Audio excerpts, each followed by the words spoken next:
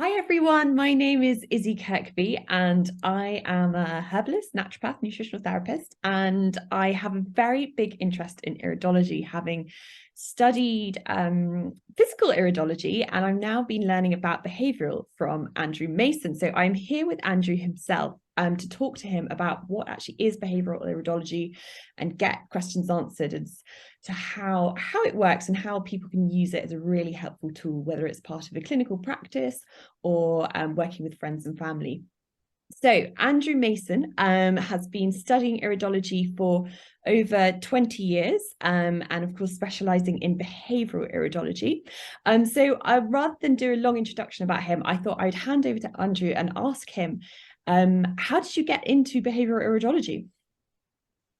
Thank you, Izzy. Like most of us, I got into it because I became more interested in health, just studying particularly alternative health systems. And iridology was the one that came to me literally. I think I was out one day in a bookshop and I found a book, basic book on iridology, and I read it and I thought, oh, that's interesting. And from there, I kind of did a little bit more research, found some better quality books, and then you're kind of getting into the mainstay works like the Bernard Jensen books and all those. I read all those back in the 90s and they were really, really interesting. And I just happened to be talking to somebody who was a homeopath, and I asked him about the using iridology. And he said, well, you can actually see lots of things from the eye. It's not just physical conditions. You can see things like personality. And I was immediately interested in that.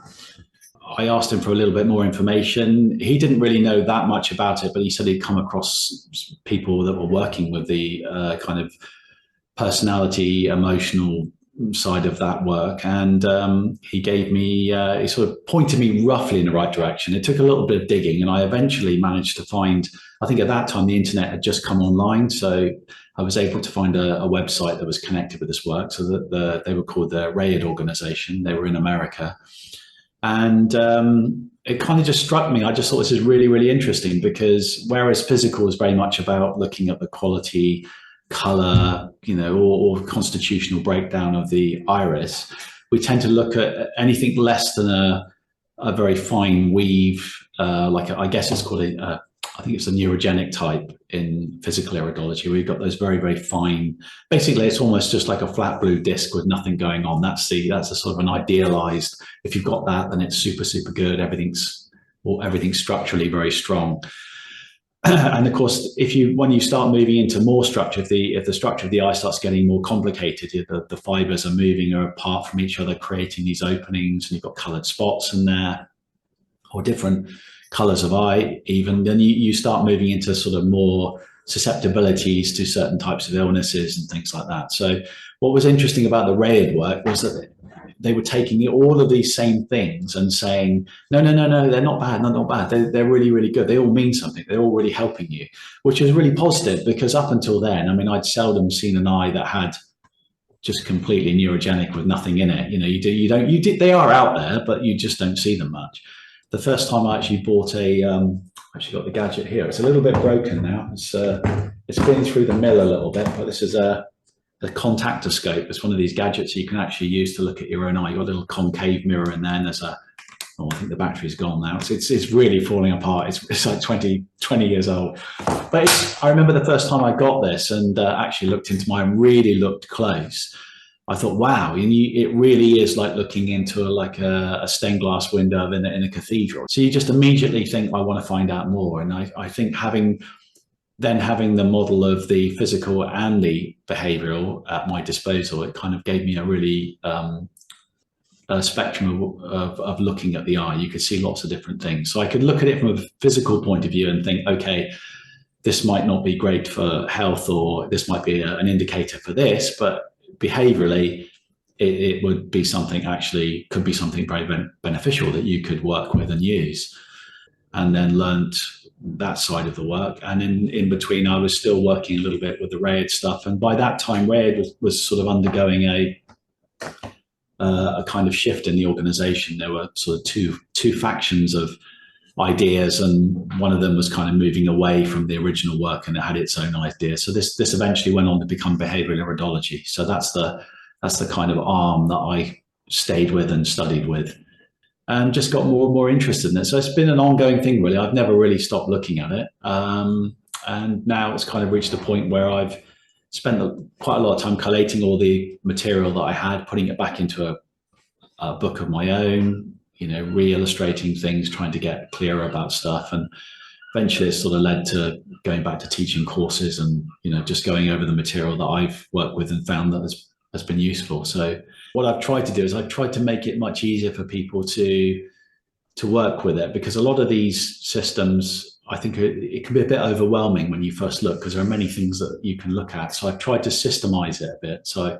I've created a foundation where, okay, the first thing we're going to look at is this, what is it, this or is it that? And then once we know that, then has it got this, yes or no? Has it got that, yes or no? And gradually you can kind of bring it into perspective, and it makes the eye much easier to look at. I think the system is good. It's fun to learn, and it's just good to have that other side to the work. The physical is wonderful and it does many great things, but I just think with the behavioural, they work so much better together, because it balances. It takes away some of that negativity. If you think, oh, that doesn't look good, or that might not be good. Some of these things, can be quite horrendous in physical, and yet in behavioural, they're actually really beneficial. So it just creates a balance in the system. So for those people that are maybe new to physical iridology and maybe iridology itself, could you give a quick explanation of, I guess, what is iridology, and perhaps a bit of the history of, has it been around a long time? Is there any usage of it, research on it? What sort of, how can people just understand the realm of iridology in general? When I was writing the book, I did a section on the history of iridology, and when you really go into it and try to get clear about it, it's not quite as clear as you might think. I mean, there's a lot of earlier material, but if you get, say, there was a lot of books published around the turn of the 19th century, and if you read those, it's kind of really in its infancy. They were just talking about, certain types of structure, brown eyes, blue eyes. I don't think they were even mentioning mixed at that point. It was very simple.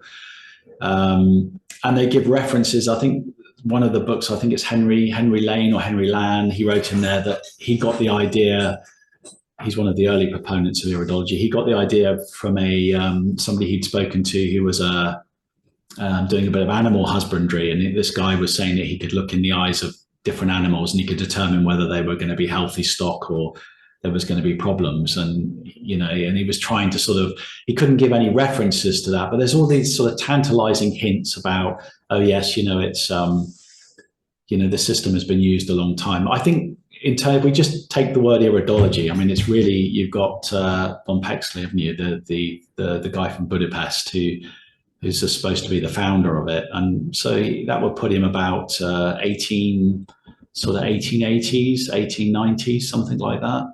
I can't remember the exact date. May even have been a little bit before that. So he was mapping the iris, looking at certain areas, studying cadavers and seeing what people had died of, and looking in their irises and trying to make a correlation. And that's really the kind of where iridology, as we knew it, sort of starts. And then after that, you get the early 19th century, particularly in America. That work was continued and the maps were developed. They got more and more precise. A lot of people who'd come over from Europe, immigrants into America, early immigrants into America, had brought with them the idea from Europe as well, and that kind of got mixed with the American ideas. And there's lots and lots of iris maps that you can see where they kind of modeled or mapped the two discs to fit over, and then you can overlay the human body on the top, a bit like reflexology or palmistry. You can put the hand, you can put the face onto the hand, or you can put the body onto the feet, and the same kind of idea. It's essentially looking at the iris, and there are certain parts of the iris that correlate. Most maps are pretty much the same. There's very little direct differentiation between the maps. If you collected all, I don't know, a couple of hundred, must be at least a couple of hundred of iridology maps out there. If you put them all side by side and study them, they're all pretty much the same. Things move around a little bit. But then we get, if you want to really go back and try and say, how's the eye been used? The eye has been used a lot in many systems. I think most traditional medicine systems use the eye as a diagnostic tool. I mean, I found a lot of work in early Chinese medicine where they're looking at the not just the iris, but the whole white of the eye, the shape of the eye, even a little bit about the color. And Ayurveda does the same. It's very interested in the color of the eye and the fluctuations of the pupil. So they were looking and they had an understanding, but nothing really that you could say, oh, well, that's definitely iridology, because it was the eye as a whole. They were more interested if the eye looked dry, or if the eye looked red, or if the eye looked voluptuous, very sort of, liquid and white and full.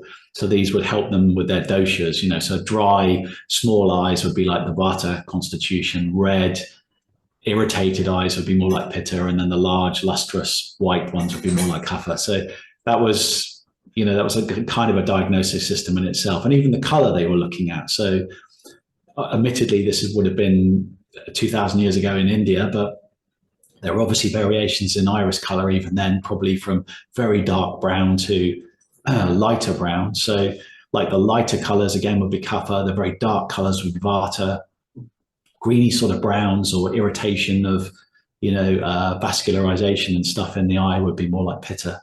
If we look at the other side of the coin, so going to the behavioral model, this is much more recent. This was probably developed, well, you can say two phases. First of all, let's say when what actually is behavioral iridology or the early Rayed work came out was probably in the 1970s. So I don't think Denny ever really discussed where he got the idea completely from.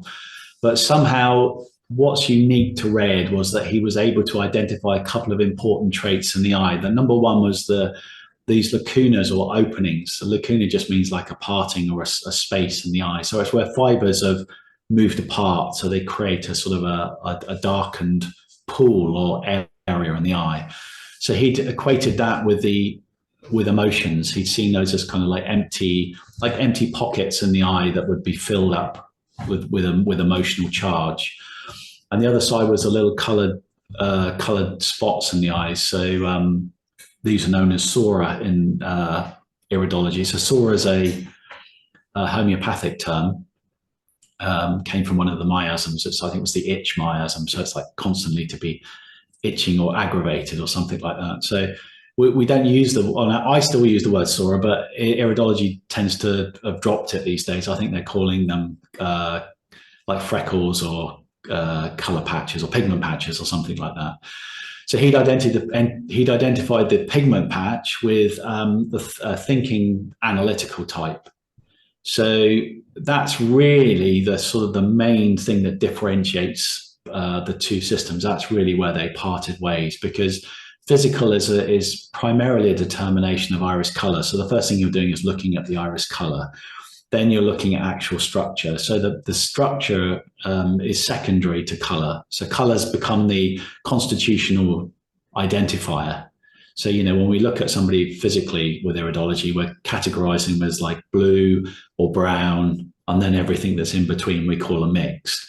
Whereas in the behavioral or early Rayed work, color was irrelevant. They weren't really working with the color. It's almost like the color had been just removed from the equation, and it was just purely down to structure. So the question was then, did the person have very open, loose fiber in their eyes, these openings or lacunas, or did they have lots of these colored spots? And then from there was you could then look at the actual combination of those two. So for instance, did somebody have these openings, lacunas, and sora together? And from there was a kind of a couple of subdivisions. So you could only have two primary constitutions. You were either thinking or emotional.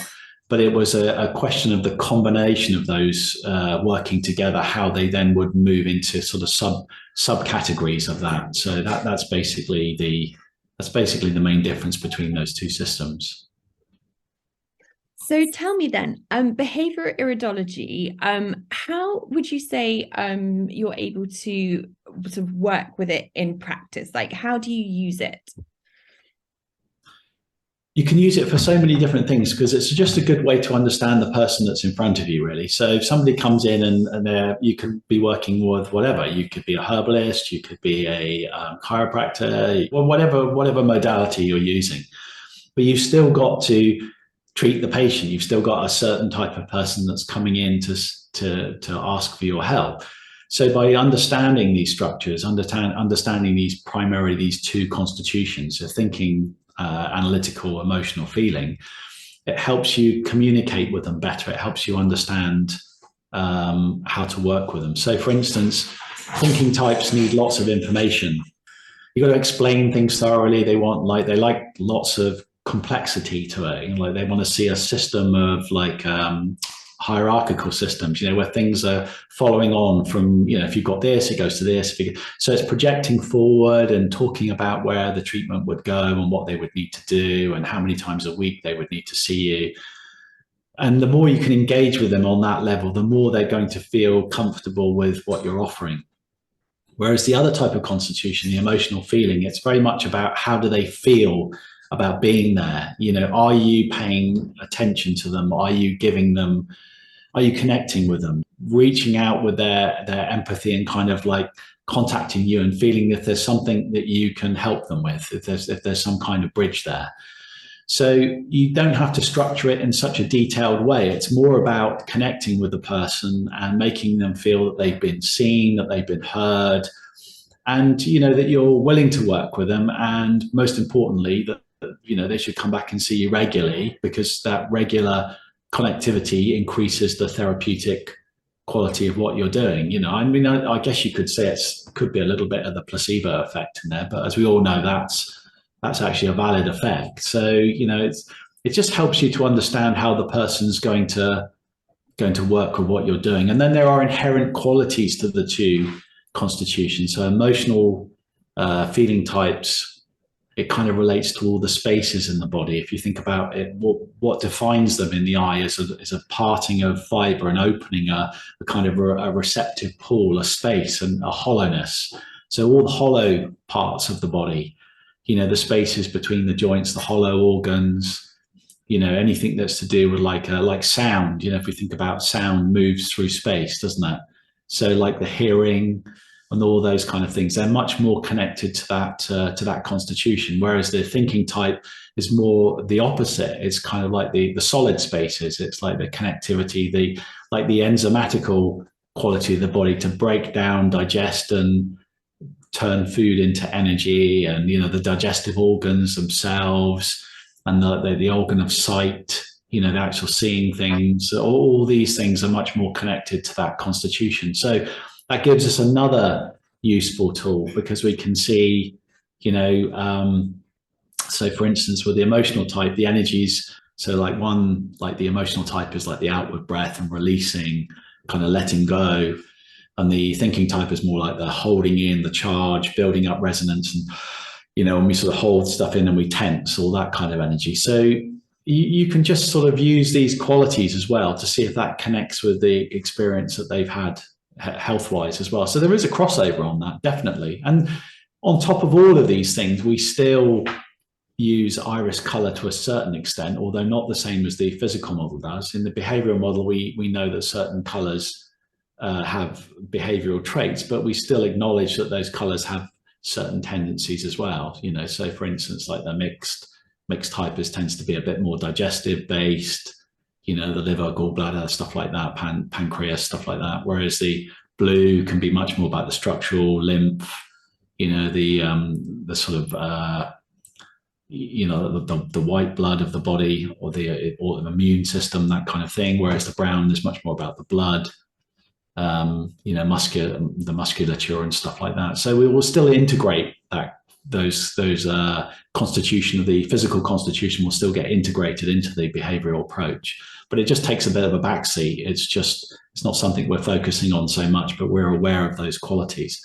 Could you use it as a standalone tool for people wanting to learn more about themselves without necessarily being a health practitioner?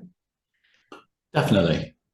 Yeah, definitely. Because then you can go into it to any detail that you want, to any level of detail. So you can keep it very simple. You could just identify which constitution you were.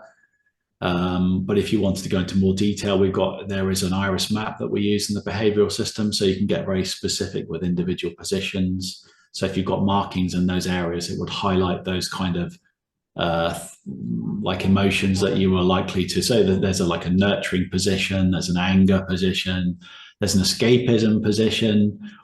So if you suddenly find you've got something in the area of escapism, you might be somebody who's constantly, you might be listening and talking to people, but you're off on a trip to China or something in your head. You're not really present. You're moving into another space all the time. Something that's more preferable to where you are. And how would people get started? So is it that you need, what sort of equipment would you need to start to look at people's eyes? It can be quite simple. I mean, you can go in, it's like many things these days, you can go to any level of detail that you want. This is probably the easiest. This is just just a 6 times magnifier with a little light in it. See a little light on there if I go out, there you go. So you can just pop that over the eye, have a quick look, the left and right side illuminate, and that will be enough to at least give you an idea. If you want to do self-analysis, I think you can still get these contactoscopes where you actually got a little concave mirror, so you can look at detail at your own iris. Obviously, remember everything's in reverse because you're looking into a reflection. If you want to go for cameras, there's lots of cameras. I mean, we've got the benefit of mobile phones now, so the cameras on mobile phones are actually quite good at taking iris images. There's a lot of people online that have got tutorial videos that show you how to do that. It usually involves throwing a blanket over your head and the person you're photographing to create a nice dark environment, and then you sidelight the eye with a pen light, and then you put your mobile phone in and take a picture of the eye. It takes a little bit of practice to get good images, but that's actually quite reasonable. And then of course, once you've got a digital image, you can put it into software and brighten it up and enlarge it and look with more detail. And of course, the top end are the real dedicated iris cameras where you can take highly detailed pictures of the eye and go into the individual fibers if you want. So you don't really need any equipment. I mean, just to start, like a £10 magnifying unit is totally okay. Andrew, can you tell us about your course teaching people about behavioral iridology? So once they've they find out that they might be interested in this stuff, might start to start looking into people's eyes, what would you be teaching them? To what level would they be able to use this information? What I've done is, again, I've built on this tier system where it goes up and up. So the first course, the introductory course, is it's a 5-hour, each course or each tier is 5 hours. So you've got 5 hours of introduction, 5 hours of intermediary, 5 hours of advanced. So let's just look at the first one. So in the first course, it's just identifying the landmarks, just making sure we're all on the same page, we're looking at the same thing, and then working out constitutionally whether you're looking at some type of a thinking type or an emotional type. And that can be done, there's lots of slides, and I'll give lots of examples. And it's not quite as cut and dried as that. It takes a little bit of observation to just know the kind of little caveats of what would it mean if you saw this? What would you mean if you saw that? There are things like that to overcome. But once you've understood those 2 basic constitutions, and then we build on that, and then what we're looking for is what are called effects.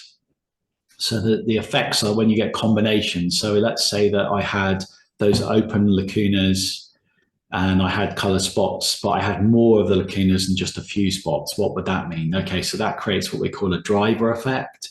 So that's one specific type of quality it's an effect is something we add on top of the constitution. So let's work with that. Let's say that the driver creates energy. It creates like an upward moving quality, restlessness, lots of energy, high, intense, but burn out quickly.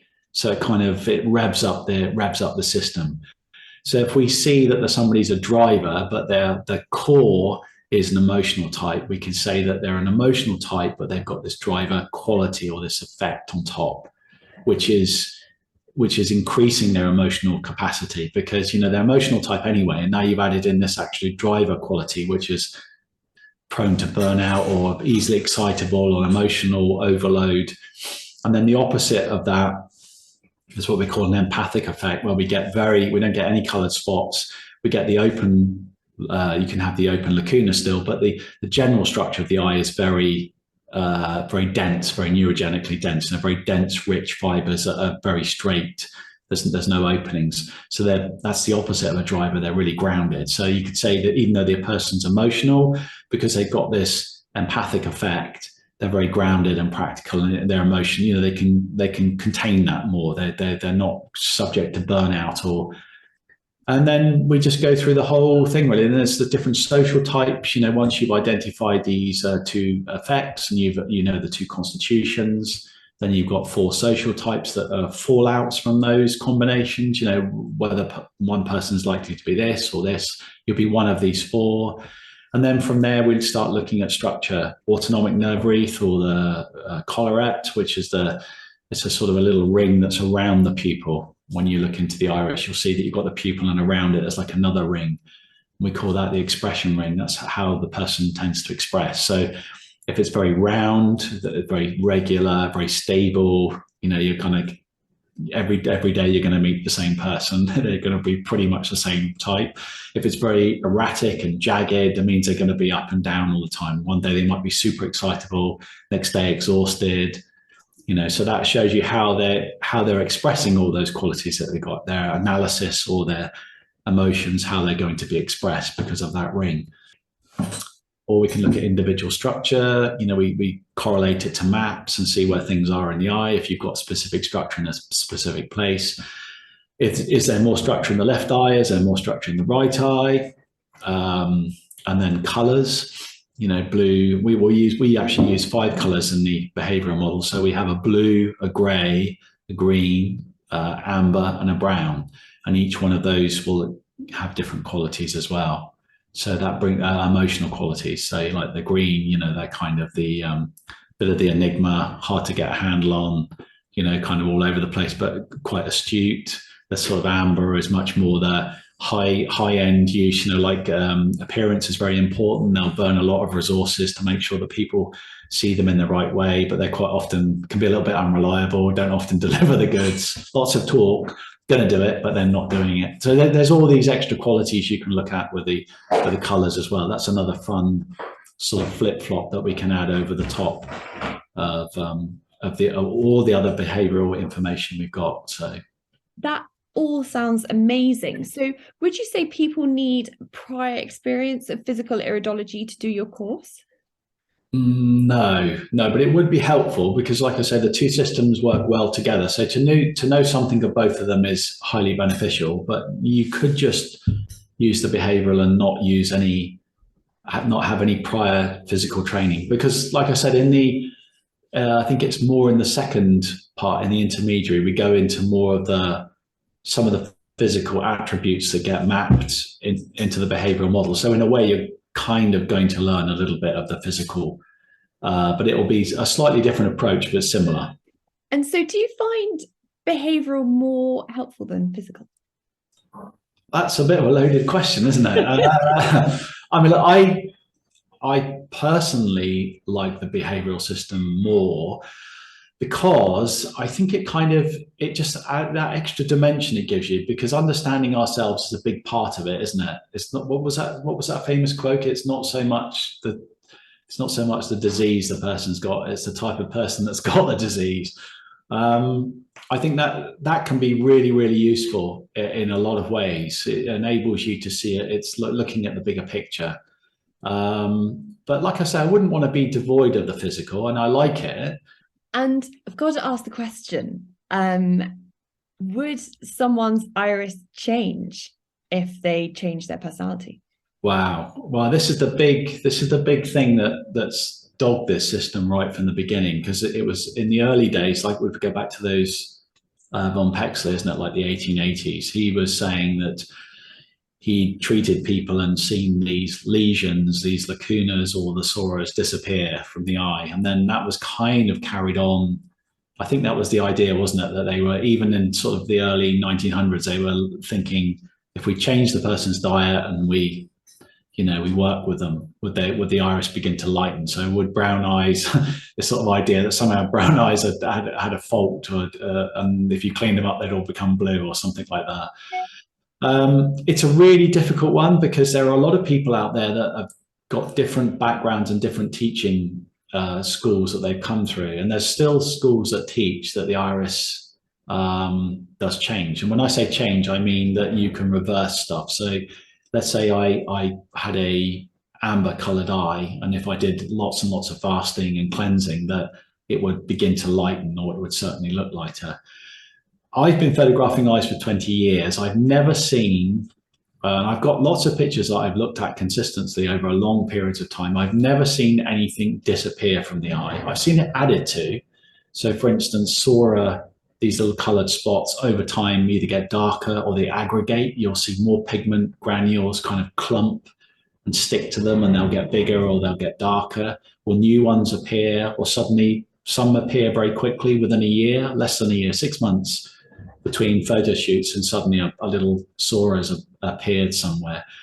Lacuna and structures and that stuff, I've never seen anything change one fiber ever. And I haven't got any photographic evidence of it at all. I've tried to, people that are quite adamant and say, yes, the eye can definitely change. I used to have brown eyes and now they're blue. But whenever you ask them for a photo, they can never give them to you. Or you'll find that they're photographically very poor.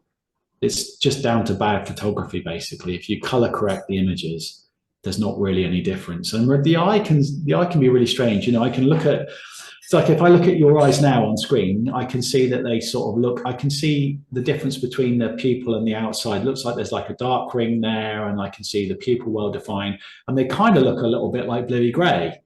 But if I saw them in another type of light, maybe they'll look a slightly different color, because daylight and artificial light are going to change the color of the eye a little bit, you see? So for instance, what color are your eyes? Well, interesting. My eyes do change color a lot, but they are blue. But a lot of people sometimes will say you've got green eyes or gray eyes, or your eyes are so bright blue or not. They're one of those. So in terms of a blue, it's probably more like a gray blue, isn't it? It's like a grayish kind of blue, and then some lights it can look green, and then some lights it can look more blue.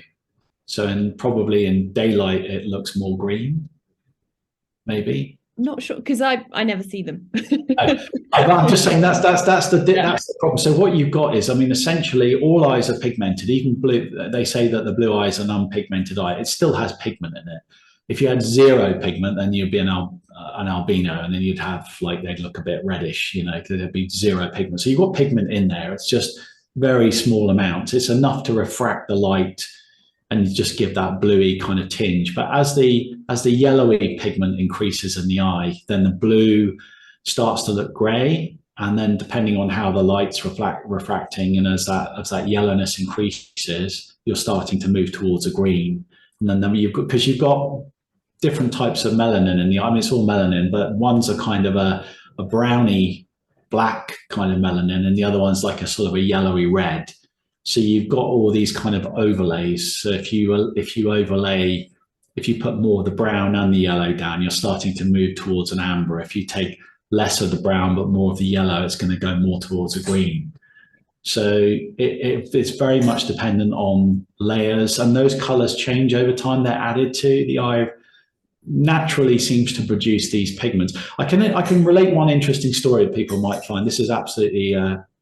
I observed this, and I've got photographic evidence of it. I was helping a friend doing some casting, foundry, where he was casting iron. And I had the job of the bodder. You have to sort of stuff a bit of wet clay into the hole to stop when it's pouring, and you're pouring the molten iron out. And I sort of put this clay in too quickly. And of course, it's wet clay because it has to conform to the side of when you're pushing it into the furnace to sort of bung. It's like putting a plug in a sink to stop the water coming out. And when I put it in there, it popped, it banged because it was wet. And a piece of hot ash actually flew into my eye and stuck to my cornea. And I didn't notice it. I mean, I felt a bit uncomfortable, a bit stingy that day. But when I got home at night, my eye went quite red. It was quite painful. And I used my little gadget there to have a look. And I could see that it had a bit of, it was very small, but it was there. And I thought, oh God, what do I do about that? I thought I'll just leave it, let the eye do its natural washing, and then just see what happens, see if it dislodges. Anyway, about 2 days later, I sort of forgot about it, and my eye went, the redness went, I forgot about it, and I went back and looked, and it had gone, it had washed off, but it had left a sort of a slight indentation in the surface where you could see it had fused into the surface. I noticed that I had a color patch on the actual iris under where that bit had been, where that little piece had stuck to the iris. It had discolored the eye underneath, almost like, think of it like a bruise, isn't it? You kind of hit the skin and you get this colored spot come up. So there'd been some reaction, even though physically that little tiny piece hadn't actually touched the iris, it had only gone into the surface. It hadn't actually gone anywhere near the iris. It's protected by all these, obviously, these transparent films on top of the iris. But there'd been a reaction in the iris to produce color. And that's what it had done. It sort of colored up and it produced a sort of yellowy patch, like a yellowy cloud. So you can see that there's some competing theories about why the iris colors. You've got natural pigment cells in the surface of the eye that suddenly can become active. So if you're genetically predisposed to have brown eyes and you're born with those sort of murky colored eyes, and you naturally quickly develop brown eyes, that's a natural pigmentation on the surface of the eye. But also you've got lots of the eye is very dynamic. It's got a system of filtration and fluid movement over it that's emoliating the lens all the time. So fluid is is producing fluid behind the eye. It's coming over the top of the lens. It's coming across the surface of the iris, going to the edge of the iris, and then draining away through the sort of drainage channels around the outside. And there's an idea that pigment granules might be part of that flow. Because remember, the inside of your iris is all brown. It's the same brown pigment. It needs to be dark inside the iris, otherwise it won't work as a camera. If you made the inside of your iris light, you'd be so confused with light bouncing around in there. It has to be black, like a dark room inside, to work properly. But those pigment cells can dislodge over time, or even the areas where the eye's secreting all these aqueous fluids. You've got things like musculature and ligature moving, which could dislodge granules, which again could come out through the pupil, move across the eye, and could aggregate to areas or become trapped. So that's another idea. Or there's the idea that, there's some kind of couldn't say it's magnetic, but perhaps there's some kind of electrical property in the eye where there's like lines of kind of electrical magnetic activity where these pigments are attracted to, and they form in certain places and not in others. Why does it form in one place, and why does one sora get bigger over time? Why don't the pigments just drift and go somewhere else? It's almost like they're kind of attracted to those lumps and get bigger. So that's another idea. There are many ideas about why this happens, and nobody really knows. There's no proven. Is your marking still there? Yeah, still there. Still a yellow cloud. Yeah, never goes. So you've lost it a little bit in over time because my eyes have because the iris is generally just building color anyway. Over time the color can change. As you get older, all kinds of things happen in the eye. You can lose opacity. Opacity can go. In the cornea, you can start getting those white rings that form around the outside. We can get loss of lens. Lens opacity goes. There's all kinds of things, just natural aging processes. We're looking at light all the time, aren't we? Think about plastic headlights on a car, how quickly the sun rots those. If you look at old cars, they get all sort of discolored, they go yellowy, and they lose their opacity. It's something we're constantly using in daylight all the time. So I suppose it's a natural, these pigments are probably being generated to stop the eye getting damaged by all the material that's coming in, the ultraviolet and the daylight. So I guess, would you say then, if someone was to do a behavioural iridology reading on you, would that pigment reflect something that they would pick up that's actually would then be an indication of sort of your personality type? Or would you say actually that would just be, irrelevant? Does it still, as you age and all those sorts of things, do they still fit into the BI model? Yeah, definitely. Because behaviourally we'll still use the colours. So we're still looking at yellow color to brown. So we would say, okay, it's a yellow marking. Let's just take this one for an example.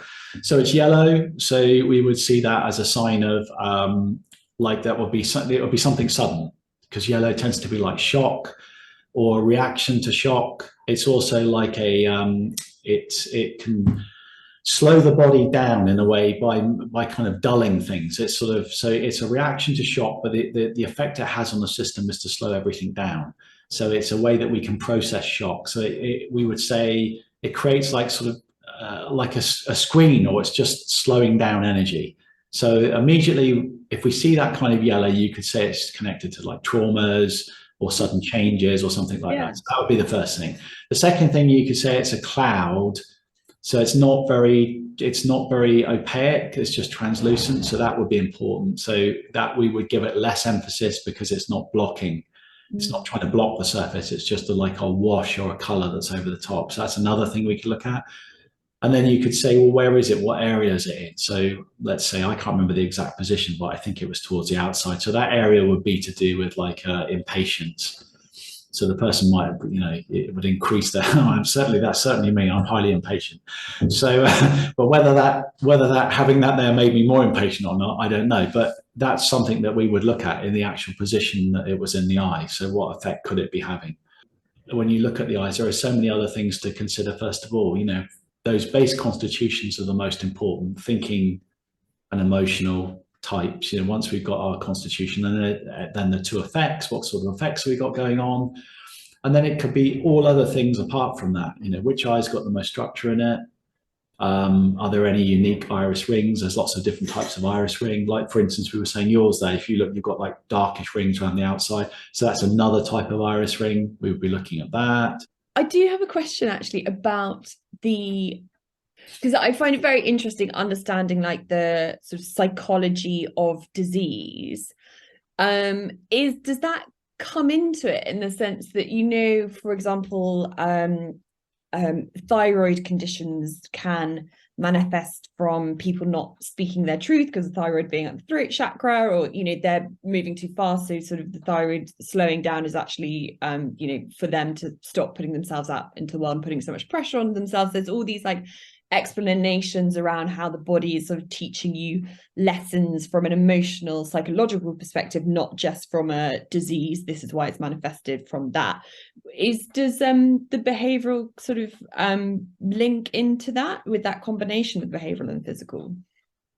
Yeah, because you've still got the physical, you've got those physical maps to refer back to. So if we map or look at the organs in the body, they always have some behavioral element, don't they? So we could say, like, pancreas is to do with like jealousy, or the lungs to do with grief, or the liver to do with anger. That's all part of it. So that's why it's important to know the physical side a little bit, that you can relate those organs to the emotions that are occupying the same positions. But you don't have to know those. You could just do the behavioral positions and then learn the physical ones afterwards. But yeah, there of course is a crossover. There really is. And what's interesting is, if you go into a lot of these, I did a whole thing where I went back to a lot of the traditional systems and looked at all the different parts of the body, and to see, how they were, what they connected with those, how they were working with those, how did they see those playing out in terms of, anything really. I mean, even like if we just take this bit here, like this bit around the temple area, like it was seen to do with like, one's maturity, and but it was also vulnerability, and a darkening around the temples could also be a sign of impending death, or it's a very vulnerable point. If you strike there, anywhere struck around that's it's the thinnest part of the skull. So if you were to sort of strike there very hard, it could actually be a fatal blow.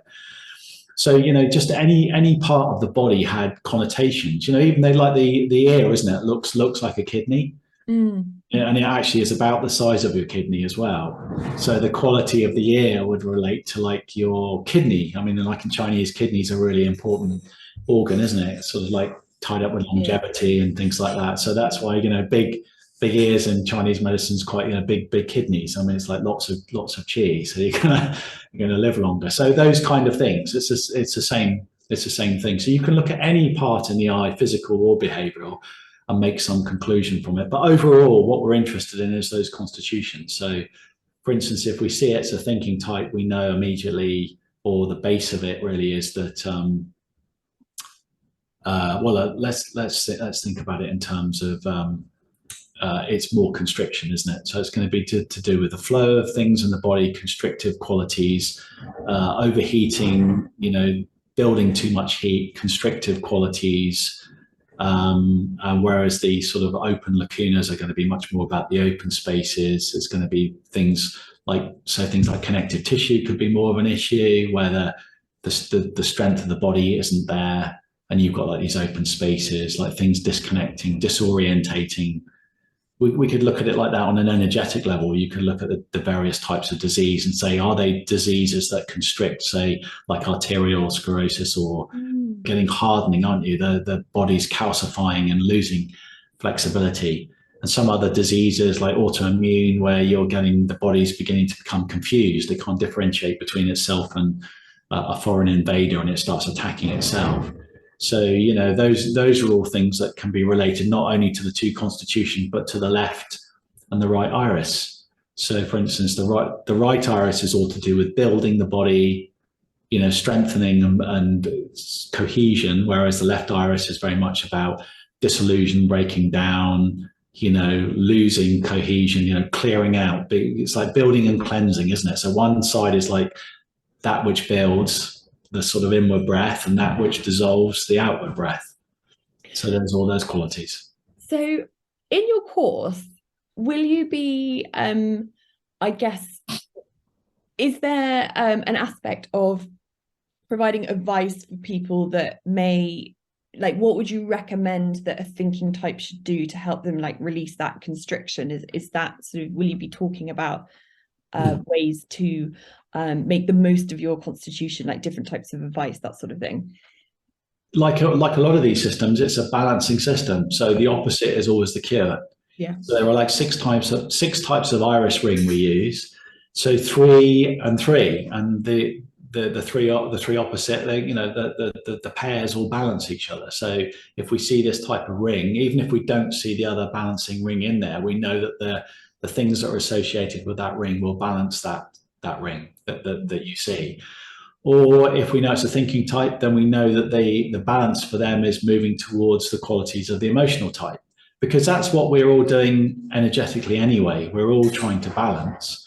It's just that it's the actual action of trying to balance that brings about the healing quality. That's the whole journey really, is to embrace the opposite. It's whether we resist that or we subject ourselves to things which weight us too heavily to one side. So if I'm an emotional type and I'm spending too much time traveling, I'm spending too much time communicating, I'm not connecting with anything, I'm getting more disassociated with things around me, I'm not taking time to eat properly regularly, I'm just going to increase all the emotional quality in me. It's just going to get more and more fragmented.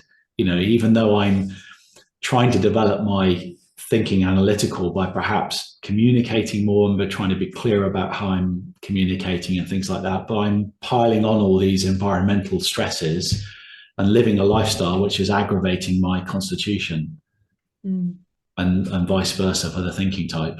Yeah. So it's a very nice system that's, you find that balance and you sort of learn the different aspects of what people then can bring in to support themselves, basically. Yeah. So whatever one does, the other one's going to balance it. Even those two effects, like the driver effect, where the body's moving upwards, getting lighter, moving faster, and the empathic effect where the body's grounding and slowing down, even those are opposites. So just integrating the opposite on the effects, everything in the whole system is balanced. Amazing. So I think this has been really, really interesting in terms of understanding how behavioral iridology works, how you can use it in practice. Is there anything else you want to share that you think it's going to be helpful for people, and how can they get started if they want to know more? But I've got a Facebook forum that you can join. It's free to join. I'm always posting stuff in there. You can post pictures in there and ask questions. That's a good resource. There's people post. What's the name of the Facebook forum? So it's Behavioural Iridology. So just go to Facebook and then put in Behavioural Iridology. You'll find the forum. You'll have to join it. So there's 3 questions you have to answer. Just the way I figured it is, if people can't be bothered to answer the questions, they're not difficult questions, then you sort of think, maybe this forum isn't for you. So just be aware, try and answer the 3 questions. They're very simple. And I try to post stuff in there as often as I can, so you can look in there, read up. Other old students post stuff in there as well and ask questions, so you can see what's going on in there. I've got some videos on my website. There's a couple of short videos that just give you a very basic overview. I think I've got one video on how to graphically, if you're into software and you like improving iris images, I've got a training video for how to, if you took a picture with a camera phone and it wasn't very good and you wanted to make it better, it shows you how to do that. So that's quite a good resource. And then, yeah, I mean, just the courses are all on the site. You've got, obviously, most people are going to be going in at entry level. So just the introductory course gives you all the basics. If you get a feel for it and you want to do more, then there's an intermediary and then there's an advanced. So what's the name of your website? And can you spell it? Because I know. Oh yeah. So because obviously there's more than one behavioural iridology website out there. So it's the UK spelling. So it's BEHAVIOURALIRIDOLOGY.com. Yeah. And that's got quite a bit of, it's not like a massive website, but it's got a good introductory amount of information on there. There's some videos. Obviously there's a contact on there if you need to get in contact with me. I think that's as much as I can think of, really. No, I mean, that's so helpful, and thank you so much for your time, Andrew. I'm certainly inspired to learn more and use it for my clients, definitely. And I think it's one of those things where people love it. When people find out you do iridology, they get really excited and like, look at my eyes, tell me. Yeah, so I'd say even if you're not a practitioner, if you want to learn it, it's a great dinner party conversation starter as well. Excellent. Well, thank you again, Andrew. And yeah, everyone, Facebook group Behavioural Iridology, and head to Andrew's website and you'll be there's all the details of your courses on there as well. So thank you very much.